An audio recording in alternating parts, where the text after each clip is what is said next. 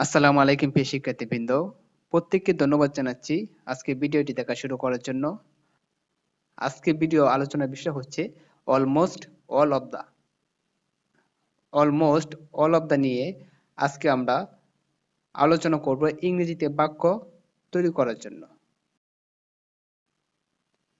তাহলে দেখো, almost all of দা অর্থ প্রায় সব, অল্প বাদে সবই ইত্যাদি অর্থ বোঝায়। অলমোস্ট অল অফ দা যেখানে বসে কাউন্টেবল নাউন এর আগে বসে। তাহলে অলমোস্ট অল অফ দা দিয়ে এক্সাম্পল দেখো। Almost all of the students in our class are fat. আমাদের ক্লাসের ছাত্রদের প্রায় সবাই মোটা। এইখানে দেখো স্টুডেন্টস, স্টুডেন্টস হলো কাউন্টেবল নাউন। আমরা কাউন্টেবল নাউন বলতে বুঝি যেসব নাউন সংখ্যা দিয়ে গণনা করা যায় তাকে কাউন্টেবল নাউন বলা হয়।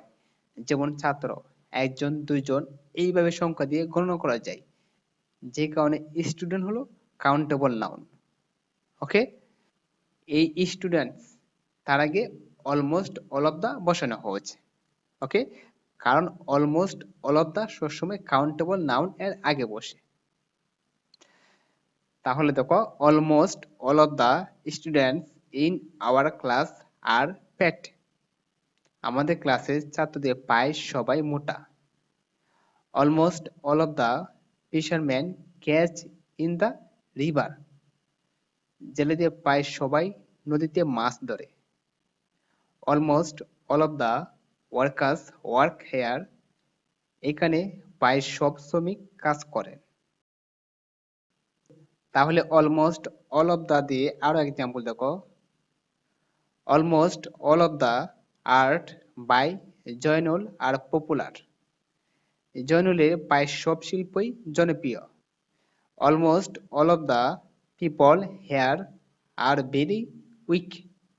এখানকার প্রায় সবাই খুবই দুর্বল।